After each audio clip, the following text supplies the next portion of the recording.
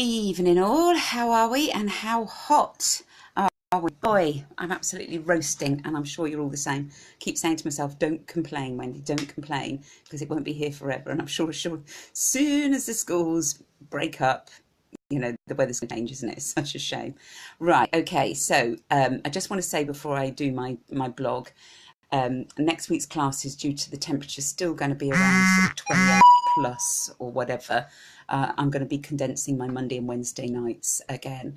I have to think health and safety. And I know with the football on, tennis, and, the beer calling in the garden, I know my numbers are going to be quieter anyway due to the heat wave.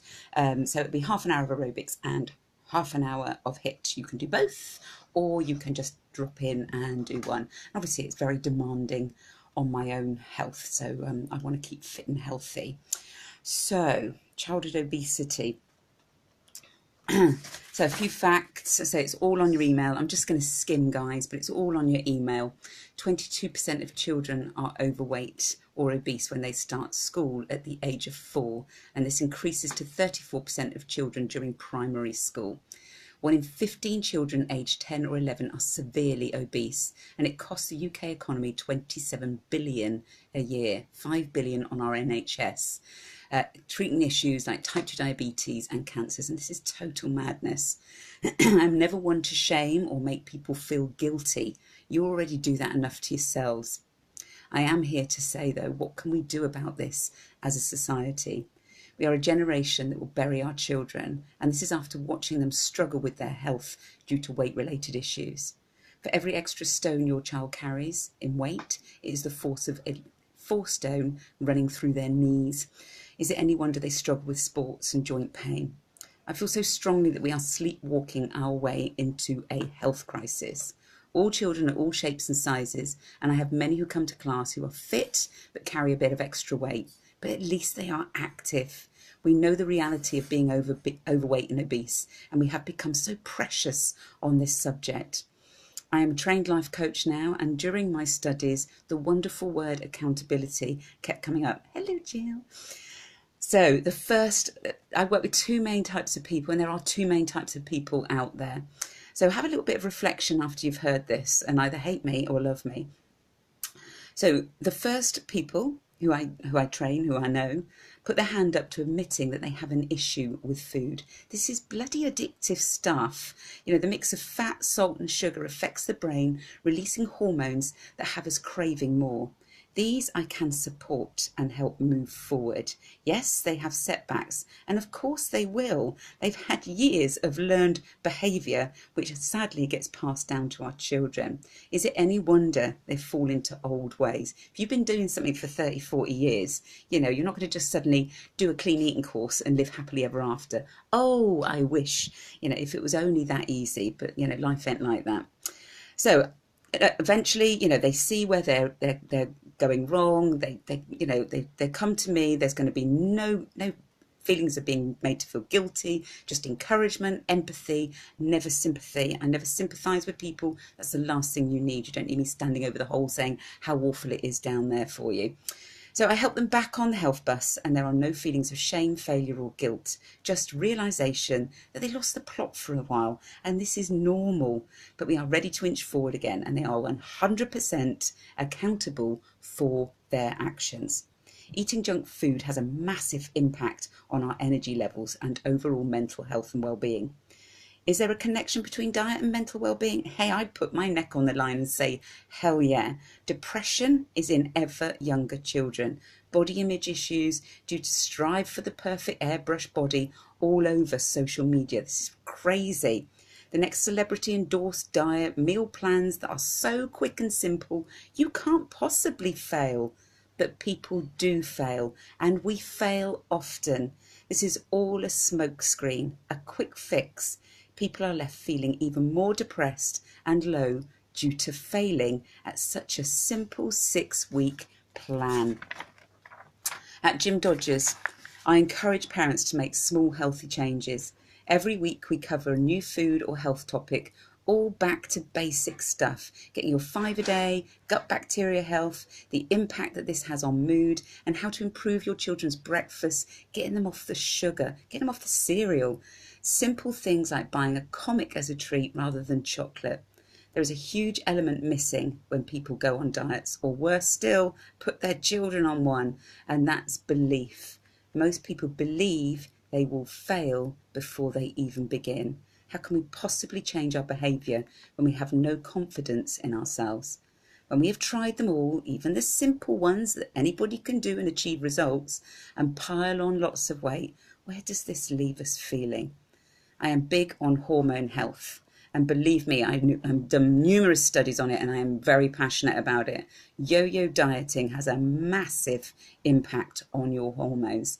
We are learning more and more the health issues related to constantly dieting. Mental health and physical well-being are sadly taking a back seat for the sake of yet another, this time it might work, diet. If diets work, why are we getting fatter than ever and even more sad and depressed at an ever younger age? These sadly fall into the second type of people. They look in every direction for the reason it failed again, rarely looking inward. Hell, I have even had it said to me at Gym Dodgers, what you do, Wendy, doesn't work. Nope, what I sell is common sense and healthy eating. It's people that don't work and the lack of accountability for their actions, and move on to the next quick fix, get excited for losing 2 stone, living on shakes and sugar-laden cereal bars, standing in the kitchen while the rest of the family are eating a meal. What are we teaching our children? This has a huge impact on our children. They see far more than what we think. As our bodies go into famine mode after going on yet another ridiculous 800-calorie restricted diet, or one we can drink through a straw, hormones react to make you store more fat and crave more sugar, fat and salt. We lose more and more of our metabolic tissue. Hello, Kath. That's our muscle, and energy levels go through the floor. Is it any wonder that our motivation takes a holiday? Children should not be suffering with type 2 diabetes, and this is incredibly sad. Fast foods, convenience is everywhere. Yes, poverty does play a part in childhood obesity, but just look around you when you're in town, when you're out and about, ever increasing numbers of obese children in all cultures and all class of life. Another smokescreen. Shops peddle garbage at minimal amount of cost and we buy it by the trolley load.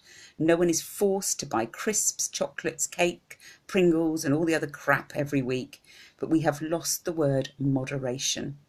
I see cans of fizzy, teeth-rotting drinks in hands so small they can barely hold it. Beige crap being consumed by tots in pushchairs, these very same children already carrying far too much weight. If it was a cigarette in their hand, we would be outraged. But the health implications are the same. Don't kid yourself that this stuff isn't making an impact on children's health. Accountability here is crucial for success. People are dying at an ever younger age of denial. I can't save the world as much as I would love to. And to be fair, a huge part of the world does not want to be saved. They would say, mind your own business, Wendy. There's probably some of you thinking that now. Don't tell me how to live my life. Or the best one of all, it's not my fault. That's fine. I can only help mums and dads with children that want common sense advice, encouragement and accountability, who want to make healthy changes without being told, this is so simple. I don't dress up anything I teach in class. I say to you, change is bloody hard, but the payoff is huge. Oh, thank you, Sonia.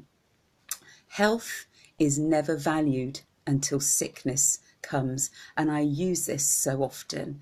And if you're on a constant roller coaster of dieting, stopping, you are really on a fast track to poor health. So yes, I have to sit back while some of my members go on the next quick fix diet. You are all adults and there is nothing I can do about that. But I can only hope that a few pearls of wisdom are going in, and the very fact that you're still turning up to class each week after me whinging and moaning and going on at you tells me there is something that you want to be doing about your health. I see all the slimming clubs, diets, all of the quick fixes as an A, all moving in the same direction, giving women similar advice, hooking people into the dream, being thinner, being slimmer, looking like the next celebrity. And I am thrilled to be a B as a gym dodger, running as fast as I can in completely the opposite direction. So that might have been quite painful listening for some of you. As you say, I'm never out to offend, but I will always speak from my heart and say it like it is. I am incredibly passionate about health and incredibly passionate about looking after people properly. So I hope that's made sense, and I hope that's resonated with a few of you, and I hope that's made some of you go out and buy some vegetables. So eat that rainbow, always think about what's going in and how that's affecting your body. I hope you have a fabulous weekend. Boot camp tomorrow, bright and early while it's cool. And I know I'm going to be seeing some of you for the midnight walk. Oh, the nerves are beginning to kick in a little bit now. Let me just say hi, Kat, and hi, Sonia. Thank you. I really appreciate that. Have a fabulous evening. I have just had this poured for me. See, I'm a fallible human being as well. But I'm having homemade burgers and lots of salad. So I'll enjoy my glass of wine with my salad and my burger. So have a fabulous evening, ladies, and I will see some of you bright and early in the morning. Take care. See you soon. Love you lots.